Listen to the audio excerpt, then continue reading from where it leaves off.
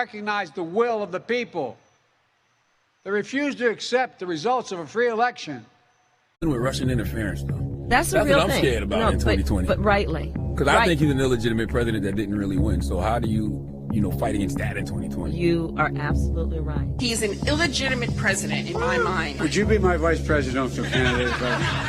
Folks, look, I absolutely agree. Trump didn't actually win the election in 2016. He lost the election, and he was put into office because the Russians interfered. Trump knows he's an illegitimate president. The president-elect, although legally elected, is not legitimate. I don't see this president-elect as a legitimate president. You said you believe that Russia's interference altered the outcome of the election. I do. We have a president who, if in fact it is proven, has been assisted by the Russians and may in fact not be a legitimate president. The one thing that Trump is fearful of when it comes to his being president is that finally we will see how illegitimate his victory actually was. I have an objection. I object to the 15 votes from the state of North Carolina. I object because people are horrified. He's an illegitimate president. Do you believe Trump is a legitimate president? What I believe is that there's no question that the outcome of this election was affected by the Russian interference. There absolutely is a cloud of illegitimacy. So that legitimacy is in question, yes. So that was a very tainted election.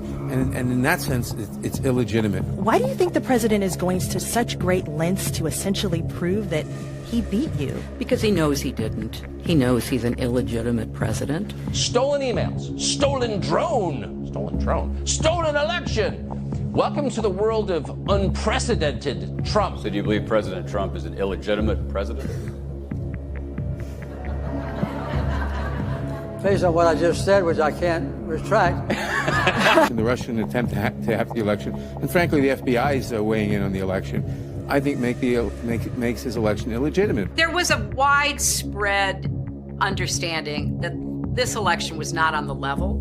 We still don't know what really happened, Isaac. I mean, there's just a lot that I think will be revealed, history will discover, but you don't win by 3 million votes and have all this other shenanigan stuff going on and not come away with an idea like, whoa, something's not right here. The outcome of the election was affected by their interference, and now we need to know, to what degree, if any, the Trump campaign was actually in collusion with with Russia. He knows he's an illegitimate president. So of course he's obsessed with me, and I believe that it's a guilty conscience. We actually won the last presidential election, folks. They stole the last presidential election. If Al Gore won that election, I think he won it anyway. Actually, I think I carried Florida. Bush versus Gore.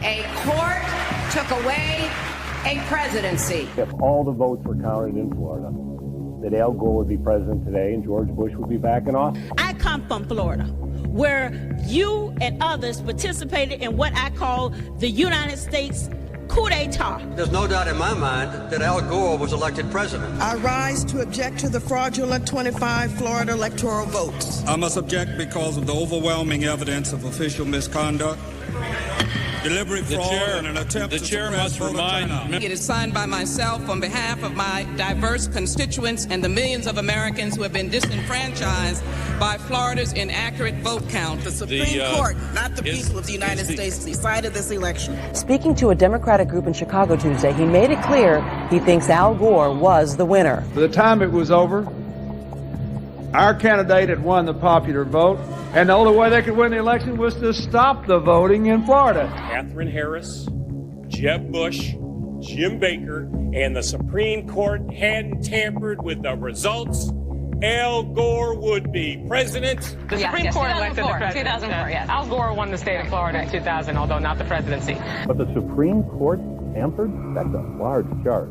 The Supreme Court stopped the counting of the votes, and if they'd let the count go on, Al Gore would have got the necessary votes. The Supreme Court selected George W. Bush as the president. He was not elected. There is overwhelming evidence that George W. Bush did not win this election. What I observed as a voter, as a citizen of Illinois 4 years ago, were troubling evidence of the fact that not every vote was being counted. I don't think that George W. Bush won the election in 2000 against Al Gore, because I think he probably lost Florida and also that nationwide. If you invite me back on this show in about 8 weeks, I think you're going to learn that Al Gore actually did get all the votes there. The court has been thwarting formation of the popular will, the most spectacular example being Bush versus Gore, where the majority, by a 5-4 vote, enjoined the counting of more than 100,000 ballots in Florida and essentially gave America its first court-appointed president.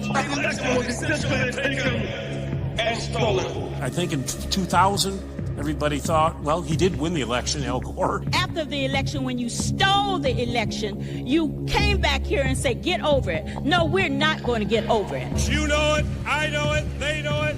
We won that election. Constantly shifting vote tallies in Ohio and malfunctioning electronic machines which may not have paper receipts, have led to additional loss of confidence by the public. The right to vote has been stolen from qualified voters. In 2004, the democratic process was thwarted. The 2004 presidential election in Ohio was riddled with unnecessary problems. Some machines malfunctioned, causing votes to be counted more than once, or not at all. Based upon an inordinate number of allegations suggesting gross voting rights violations and misconduct, I join with my colleagues in objecting to counting the state of Ohio's electoral votes. As in 2000, the votes of many who wanted to vote were not, in fact, counted. This last Friday night, I arranged to meet Senator Kerry at a fundraiser to give him a copy of my book.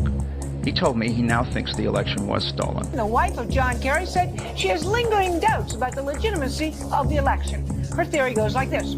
Two brothers, she calls hard right Republicans, own 80% of voting machines in the U.S. Therefore, it would be easy to hack into the mother machines that control the electronic voting.